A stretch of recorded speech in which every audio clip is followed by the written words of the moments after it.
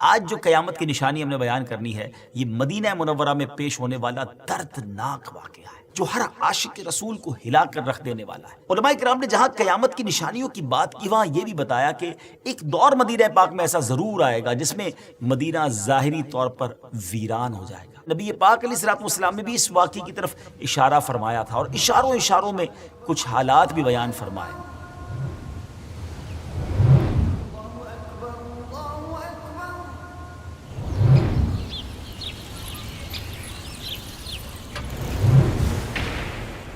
السلام علیکم ورحمۃ اللہ وبرکاتہ۔ میرا نام ہے عبد الحبیب اتاری اور ہم الحمدللہ ویب سیریز قیامت کی نشانیاں مرحلہ وار سن رہے ہیں۔ آج ایک اور ایپیسوڈ لے کر ہم حاضر ہیں۔ بڑے ہی دردناک واقعات ہیں۔ آج کون سی نشانی کی بات کرنی ہے ضرور آپ کو بتاتے ہیں، مگر اس سے پہلے مشہور صحابی رسول حضرت سیدنا جابر رضی اللہ تعالیٰ عنہ کی ایک روایت سنتے ہیں۔ آپ فرماتے ہیں کہ ایک بار وہ اونٹ پر سفر کر رہے تھے جو تھک گیا تھا۔ نبی پاک علیہ الصلوۃ والسلام ان کے پاس سے گزرے تو پیارے آقا علیہ الصلوۃ والسلام سے انہوں نے عرض کیا کہ حضور یہ اونٹ میرا پیچھے رہ جاتا ہے، تو نبی پاک نے اپنے مبارک ہاتھ اس سے لگا دیے۔ سبحان اللہ، میرے آقا کے ہاتھوں کو لگنے کی برکت یہ ہوئی کہ وہ اونٹ ایسی رفتار سے چلنے لگا کہ ایسا کبھی نہ پہلے چلتا تھا۔ پھر نبی پاک علیہ الصلوۃ والسلام نے ارشاد فرمایا کہ اسے میرے ہاتھ ایک اوقیہ تقریباً 40 درہم کے برابر ہوتا ہے۔ سیدنا جابر رضی اللہ تعالیٰ عنہ فرماتے ہیں کہ حضور میں نے بیچ دیا، مگر عرض کی کہ میں گھر تک پہنچ جاؤں پھر آپ کے حوالے کر دوں گا۔ پھر حضرت جابر رضی اللہ تعالیٰ عنہ فرماتے ہیں کہ ہم جب مدینہ پاک آئے تو نبی پاک علیہ الصلوۃ والسلام کے پاس میں وہ اونٹ لایا۔ پیارے آقا علیہ الصلوۃ والسلام نے حضرت بلال سے فرمایا کہ انہیں قیمت ادا کر دو اور کچھ زیادہ بھی دے دو۔ انہوں نے ایک قرات یعنی درہم کا چھٹا حصہ 1/6 آف درہم ایکسٹرا دے دیا، اضافی دے دیا۔ اور ایک روایت میں یہ بھی موجود ہے کہ وہ اونٹ بھی حضرت جابر کو واپس دے دیا، تحفہ عطا فرما دیا نبی پاک نے، پیسے بھی دیے اور اونٹ بھی واپس دے دیا۔ سبحان اللہ۔ ڈیئر ویورز، حضرت جابر رضی اللہ تعالیٰ عنہ نے اونٹ کی بے مکمل ہونے کے بعد بطور عاریت وہ اونٹ مانگا تھا، ایکسٹرا ٹائم کے لیے مانگا تھا کہ حضور میں گھر تک پہنچ جاؤں۔ تو اس حدیث پاک سے میں دو باتیں معلوم ہو رہی ہیں۔ ایک تو یہ کہ اگر کسی کی کوئی چیز آپ کو اچھی لگے تو آپ اس کو ضرورت پڑنے پر آپ اس کو بیچنے کے لیے ترغیب دے سکتے ہیں، یا کم از کم اسے بیچنے کا پوچھ سکتے ہیں کہ آپ نے اس کو سیل کرنا ہے کہ نہیں۔ اس میں کوئی حرج نہیں ہے، جیسے ہمارے آقا علیہ الصلوۃ والسلام نے حضرت جابر سے فرمایا۔ دوسری یہ کہ آپ کسی سے کوئی چیز خریدیں تو اس کو طے شدہ قیمت سے بڑھا کر دینا، یہ بھی سنت سے ثابت ہے۔ سبحان اللہ۔ نبی پاک علیہ الصلوۃ والسلام نے ایکسٹرا پیسے دیے نا، اور وہ ایک قرات جو ایکسٹرا تھا نا، وہ حضرت جابر رضی اللہ تعالیٰ عنہ کو اس سے بڑی محبت تھی، وہ ہمیشہ اپنے پاس رکھتے تھے اور اس سے خرچ نہیں کرتے تھے۔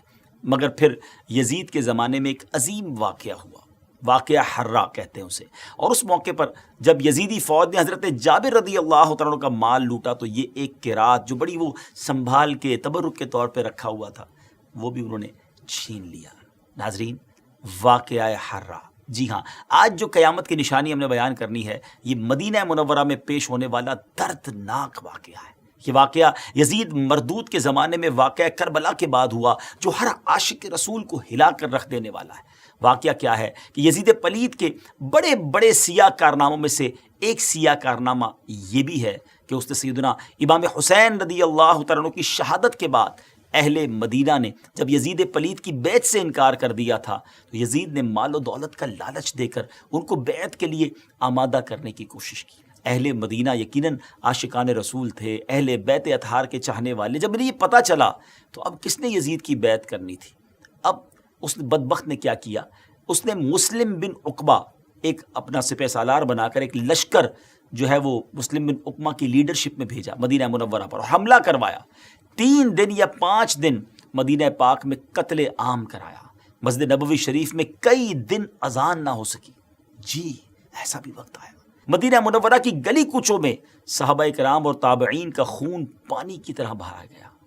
اس واقعے کی تفصیل میں جانے سے پہلے یہ عرض کرتا چلوں کہ بعض روایت میں نبی پاک علیہ الصلوۃ والسلام نے بھی اس واقعے کی طرف اشارہ فرمایا تھا اور اشاروں میں کچھ حالات بھی بیان فرمائے۔ مثلا ایک موقع پر حضرت ابو ذر رضی اللہ تعالیٰ عنہ سے میرے آقا نے ارشاد فرمایا کہ اے ابو ذر، اس وقت تمہارا کیا حال ہوگا جب کہ مدینے میں قتل عام ہوگا، حتیٰ کہ خون ریت کے پتھروں کو دبو دے گا۔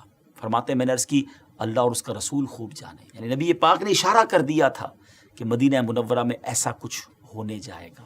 حضرت ابو ذر رضی اللہ تعالیٰ عنہ کو یہ موقع نہیں ملا کہ یہ واقعہ وہ دیکھ پاتے۔ 32 سنہ ہجری میں آپ کی وفات ہو گئی 63 سنہ ہجری میں یہ حرہ کا واقعہ ہوا. یعنی اس کا مطلب یہ ہوا کہ نبی پاک گویا یہ بتانا چاہ رہے تھے کہ ایسا ہونے والا ہے، دنیا دیکھے گی.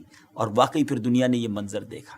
علماء کرام نے جہاں قیامت کی نشانیوں کی بات کی وہاں یہ بھی بتایا کہ ایک دور مدینہ پاک میں ایسا ضرور آئے گا جس میں مدینہ ظاہری طور پر ویران ہو جائے گا، اور وہ ویرانی اس واقعہ حرہ کی وجہ سے بھی پیش آئی تھی. جیسا کہ آپ نے سنا کہ جب یہ لشکر جرار مدینہ منورہ پر حملہ آور ہوا تو بعض روایت کے مطابق 3 دن اور بعض روایت کے مطابق 5 دن تک مدینہ پاک میں قتل عام ہوا. مسجد نبوی شریف میں کئی دن تک اذان نہ ہو سکی. مدینہ منورہ کی گلی کوچوں میں حضرات صحابہ کرام اور تابعین کا خون پانی کی طرح بہایا گیا.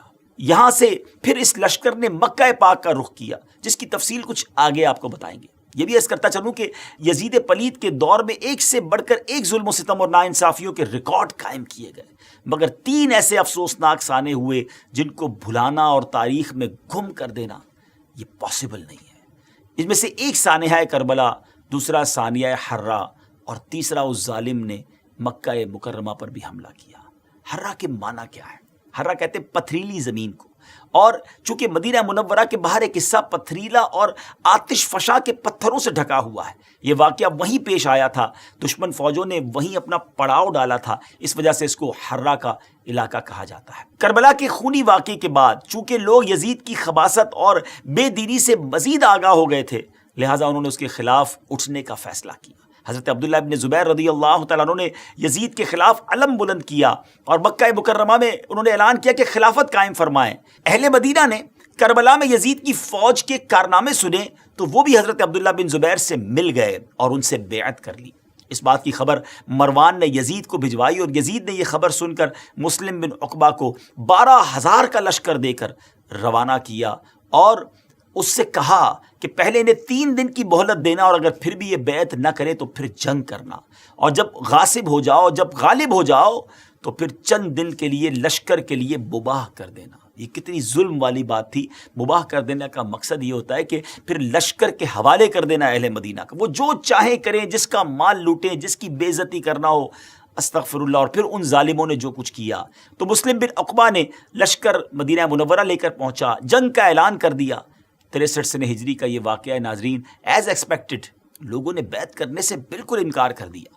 اس خونخوار کمانڈر یعنی مسلم بن عقبہ نے مدینے کا محاصرہ کر کے مدینے کے لوگوں سے جنگ شروع کر دی. چند دن تک تو وہ مدینہ پاک میں داخل بھی نہ ہو سکا.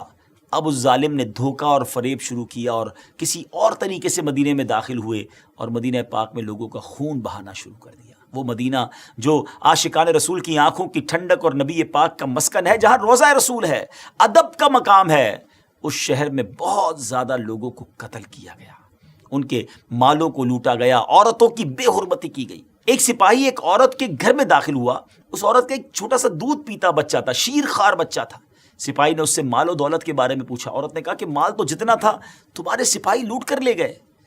اب اس ظالم نے کیا کیا، جب مال نہ ملا تو اس چھوٹے سے بچے کو اٹھا کر دیوار پر مارا، اور دیوار پر اس طرح مارا کہ اس چھوٹے سے بچے کا دماغ جو ہے، مغز جو ہے وہ باہر آ گیا. لیکن یاد رہے کہ اس ظلم کے واقعے کے اندر مہاجر و انصار سے 1700 افراد اور دوسرے مسلمانوں میں سے 10,000 لوگ قتل ہوئے. جی ہاں، مدینہ منورہ میں اپروکسیمیٹلی 12,000 لوگوں کا قتل ہوا. لشکر والوں نے مدینے کے لوگوں کے اس طرح سر کاٹے جیسے کسائی بھیڑ بکری کا سر کاٹتا ہے، اس طرح خون بہایا کہ اس میں قدم نہیں رکھا جا سکتا تھا. مہاجر و انصار کی اولاد اور جنگ بدر کے مجاہدوں کو قتل کیا گیا، اور جو ان میں سے باقی رہ گئے تھے ان کو یزید کی غلام کی حیثیت سے بیعت کی گئی یا مسلمان عورتوں کی عزت پامال کی گئی. اللہ اکبر، اللہ اکبر. جی ہاں ڈیئر ویورز، مسلم بن عقبہ جب مدینہ پر مسلط ہو گیا تو اس نے مدینے کے لوگوں سے یزید کے غلام کی حیثیت سے بیعت لی تھی تاکہ ان کے بال اور ان کی اولاد یزید کے اختیار میں آ جائے اور جس طرح وہ چاہے اس پہ تصرف کرے، اور اگر وہ منع کرتے تو ان کو قتل کر دیا جاتا.